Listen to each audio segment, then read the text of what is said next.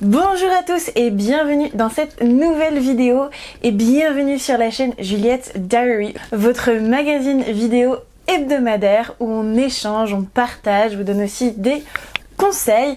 Et aujourd'hui j'avais envie de commencer une toute nouvelle petite série qui va s'appeler Discussion au coin d'un café. Cette petite série discussion autour d'un café, ça va être l'occasion de prendre un moment, de partager avec vous où on discute, donc laissez des petits commentaires, comme ça on peut échanger, c'est tout l'objectif de cette série là. C'est parti pour Discussion autour d'un café.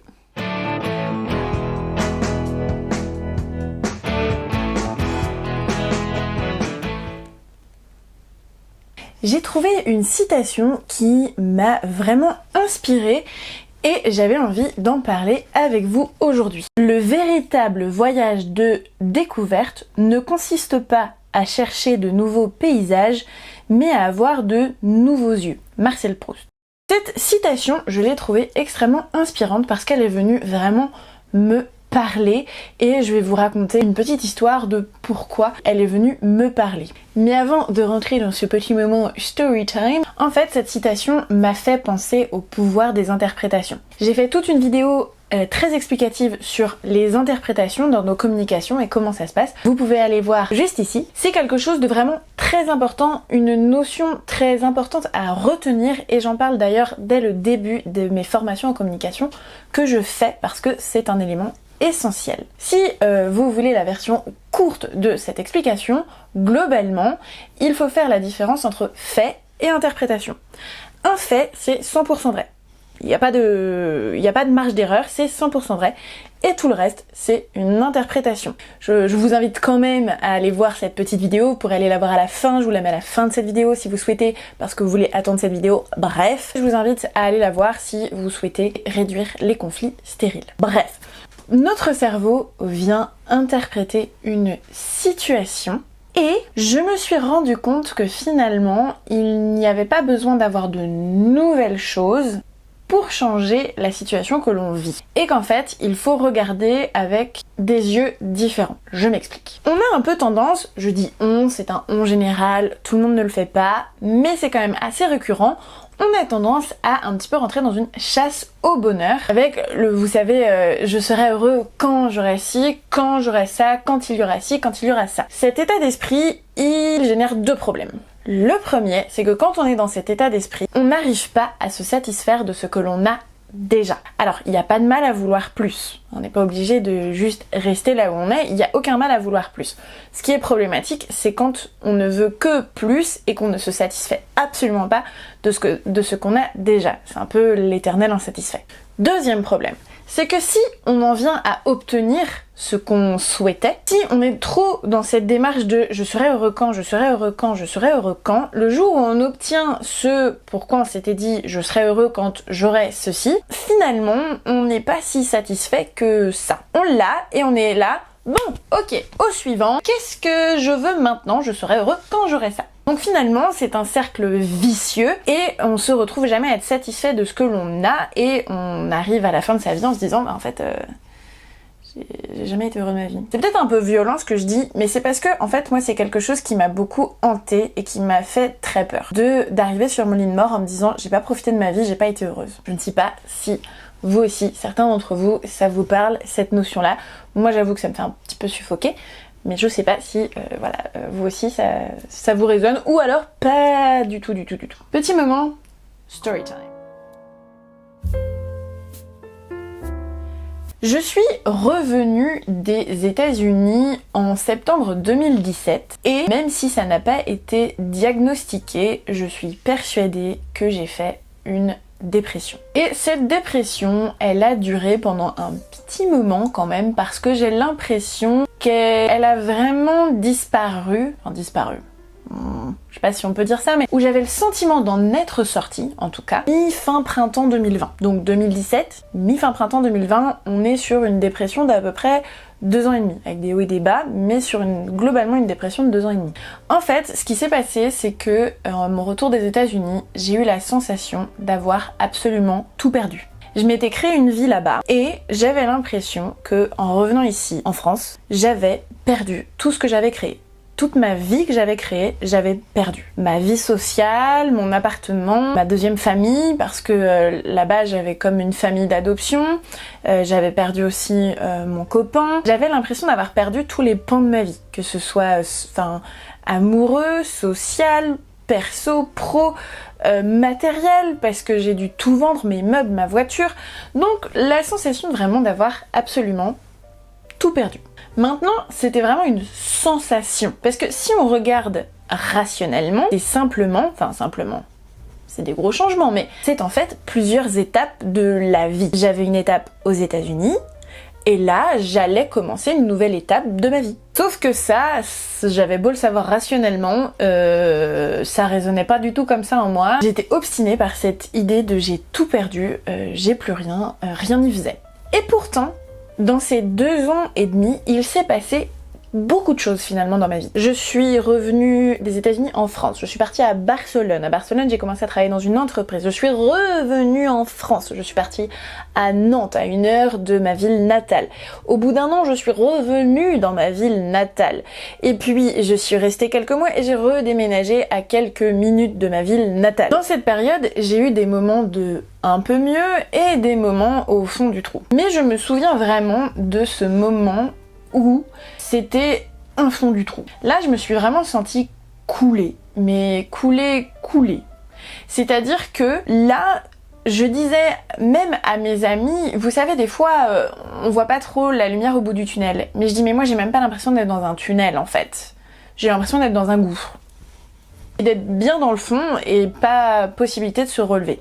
Je sais bien qu'on peut toujours se relever, mais je ne voyais pas comment me relever. Ce qui m'a fait augmenter cette sensation de couler, c'est que je me suis focalisée sur, encore une fois, ce que j'avais perdu. Ça faisait un peu plus d'1 an que j'étais rentrée en France, j'avais vécu un colloque, la colloque s'était terminée, et là, je me suis retrouvée face au fait qu'il fallait que je prenne un logement toute seule, mais ma situation financière ne me le permettait pas. J'avais pas de voiture, parce que entre tous mes voyages, là j'avais plus de voiture à ce moment-là, j'en ai pas racheté parce que c'était un luxe, et donc je me suis retrouvée à louer une chambre chez ma mère.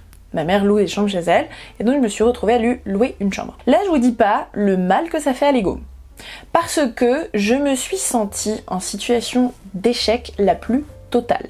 Non seulement j'avais perdu toute ma vie, et j'ai l'impression d'avoir perdu encore plus. Donc j'étais dans mon petit gouffre de Padérac. Et puis, j'en ai eu marre de cette sensation, ça commençait à faire un peu long, et c'est lourd. J'en pouvais plus de ressentir ce poids.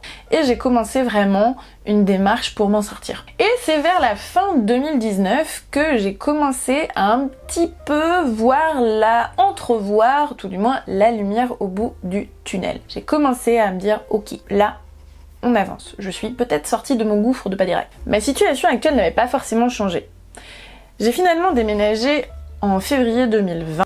Et certes, j'avais entrevu la lumière au bout du tunnel, mais mon état, il était pas terrible non plus. J'allais un petit peu mieux, mais c'était vraiment pas ça. Et encore une fois, je me focalisais sur ce que je n'avais pas. C'est-à-dire que j'avais une vie sociale qui était à peu près non existante, et donc ça me pesait beaucoup.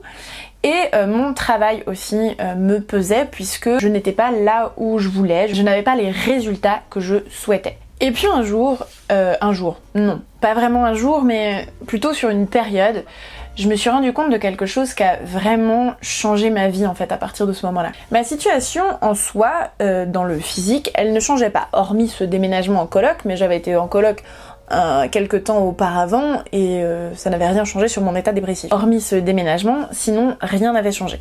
J'avais la même situation de mon entreprise, j'avais la même situation de ma non-vie sociale, et pourtant j'ai commencé à me sentir mieux, et vraiment mieux, et de plus en plus. Et en fait, c'est parce que j'ai changé mon regard sur la situation. J'avais bien compris que effectivement, mon regard sur la situation influençait. Je voyais bien que je voyais les choses de ce côté-là et que je pouvais les voir finalement de ce côté-là. Mais j'y arrivais pas parce que en même temps j'étais là, mais j'ai tout perdu, comment vous voulez que je vois de l'autre côté? Enfin, dites-moi ce que j'ai gagné, parce que là, franchement, j'ai tout perdu, donc je vois pas. Mais en fait, plus je me répétais que j'avais tout perdu, plus je venais créer cette pensée dans ma tête, et plus je venais générer des émotions en rapport avec cette pensée. Et donc, je me sentais de plus en plus mal. Et en fait, une situation, elle est telle qu'elle est.